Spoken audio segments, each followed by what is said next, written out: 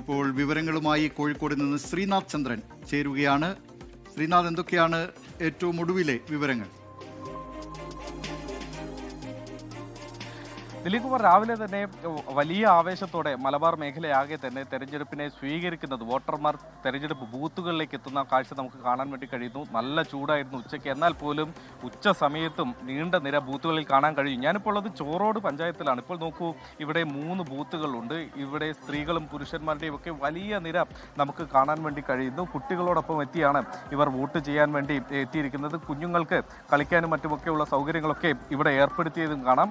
മലബാർ മേഖലയിൽ കണ്ണൂരും കോഴിക്കോടുമാണ് ഇപ്പോൾ പോളിംഗ് ശതമാനത്തിൽ ഏറ്റവും ഉയർന്നു നിൽക്കുന്നത്. ഉച്ചയോടെ തന്നെ, ഏതാണ്ട് 1 മണിയോടെ തന്നെ ഇരു ജില്ലകളിലും ശരാശരി പോളിംഗ് അത് 50% മുകളിലേക്ക് എത്തിയിട്ടുണ്ട്. മറ്റു ജില്ലകളെ അപേക്ഷിച്ച് ഈ 2 ജില്ലകളിൽ കാര്യമായ കനത്ത പോളിംഗ് നടക്കുന്നുണ്ട് എന്ന കാഴ്ചയാണ് നമുക്ക് കാണാൻ വേണ്ടി കഴിയുന്നത്. കള്ളവോട്ട് ആരോപണങ്ങൾ പലയിടങ്ങളിൽ നിന്നും ഉയർന്നിരുന്നു.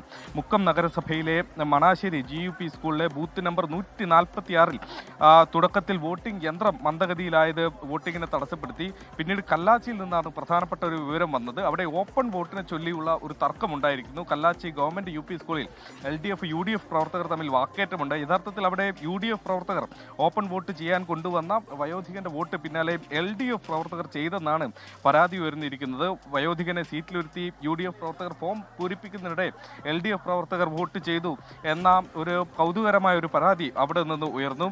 കുറ്റ്യാടി മണ്ഡലത്തിലെ ആയഞ്ചേരി പഞ്ചായത്തിലെ 47 നമ്പർ ബൂത്തിൽ പൂമുള്ളക്കണ്ടി സീനത്തിന്റെ വോട്ട് പോസ്റ്റൽ വോട്ടായി മാറി എന്ന ഒരു പരാതിയുണ്ട്. അവർ വോട്ട് ചെയ്യാൻ എത്തിയപ്പോഴാണ് അത് പോസ്റ്റൽ വോട്ടാണ് എന്നുള്ള വിവരം വന്നത്. യഥാർത്ഥത്തിൽ അവർ അങ്ങനെ ഏതെങ്കിലും ഉദ്യോഗസ്ഥയോ സർക്കാർ ജീവനക്കാരിയോ ഒന്നും തന്നെ ആയിരുന്നില്ല. അങ്ങനെ ചിലയിടങ്ങളിൽ നിന്ന് പരാതികളുണ്ട്. ധർമ്മടത്ത് UDF സ്ഥാനാർത്ഥിയെ ബൂത്ത് സന്ദർശനത്തിൽ നിന്ന് ചിലർ അദ്ദേഹത്തെ തടഞ്ഞു എന്നൊരു പരാതി കൂടിയുണ്ട്. VP അബ്ദുൾ റഷീദാണ് എടക്കാട് പോലീസിൽ ഇപ്പോൾ പരാതി നൽകിയിട്ടുള്ളത്. പരസ്യമായ അസഭ്യം പറഞ്ഞു എന്നതടക്കമുള്ള പരാതിയാണ്. മുഴുപ്പിലങ്ങാട് ഭാഗത്തെ 140, 141 നമ്പർ ബൂത്ത് സന്ദർശിക്കാൻ എത്തിയപ്പോഴായിരുന്നു ഈ തരത്തിൽ ഒരു സംഘർഷ സാഹചര്യം അവിടെ ഉണ്ടായത്. മാത്രമല്ല, കോഴിക്കോട് സൗത്തിൽ അവിടെ BJP CPIM-നെതിരെ ഗുരുതരമായ ആരോപണം ഉന്നയിക്കുന്നുണ്ട്. വ്യാപകമായി അവിടെ കള്ളവോട്ട് ചെയ്യുന്നു, നാട്ടിലില്ലാത്തവരുടെ ലിസ്റ്റ് തയ്യാറാക്കി അവരുടെ വോട്ട് രേഖപ്പെടുത്തുന്നുണ്ട് എന്ന പരാതിയാണ് T റനീഷ് അവിടെയുള്ള സ്ഥാനാർത്ഥി ഉന്നയിച്ചിരിക്കുന്നത്. അങ്ങനെ ചില പരാതികൾ, ചിലയിടത്ത് യന്ത്ര തകരാറ് കൊണ്ടൊക്കെ ഉണ്ടായ ചില മന്ദഗതികളൊക്കെ ഉണ്ടായെങ്കിൽ പോലും പോളിംഗ് വലിയ കാര്യമായി തന്നെ മലബാർ മേഖലയിൽ ആകെ നടക്കുന്നു. ഇപ്പോൾ നിൽക്കുന്ന സ്കൂളിൽ നേരത്തെ പറഞ്ഞു 3 ബൂത്തുകളാണെന്ന്. വലിയ നിര അവിടെ കാണുന്നുണ്ട്. ഒരുപാട് ആളുകൾ ക്യൂവിൽ നിൽക്കുന്നത് കാണുന്നുണ്ട്. എത്ര വോട്ടർമാരുള്ള ബൂത്തുകളാണ് ഇതൊക്കെ? ഏറെക്കുറെ എല്ലാവരും എത്തിയിട്ടുണ്ടോ ബൂത്തിലേക്ക്?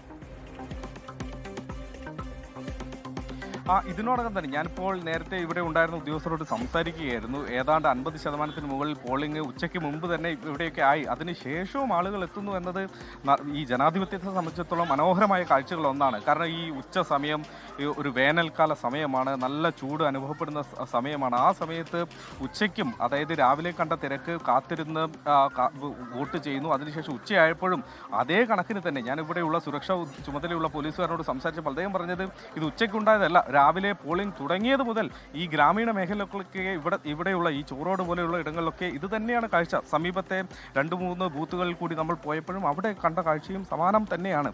സ്ത്രീകളുടെ ഒരു നീണ്ട നിര, പ്രത്യേകിച്ച് സ്ത്രീകളുടെ ഒരു നീണ്ട നിര നമുക്ക് അക്ഷമരായി വോട്ട് ചെയ്യാൻ കാത്തിരിക്കുന്ന കാഴ്ച നമുക്കിവിടെ കാണാൻ വേണ്ടി കഴിയുന്നുണ്ട്.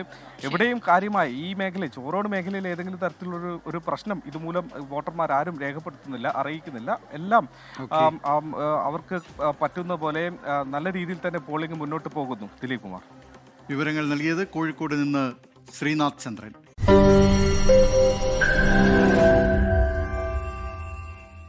ലോകത്തെവിടെയായാലും ഏത് സമയത്തും 24 വാർത്തകളും ഓഗ്മെന്റഡ് റിയാലിറ്റി പാക്കേജുകളും എക്സ്പ്ലെയിനറുകളും വിശദമായി കാണാൻ ഞങ്ങളുടെ YouTube ചാനൽ നിങ്ങൾക്ക് സബ്സ്ക്രൈബ് ചെയ്യാം.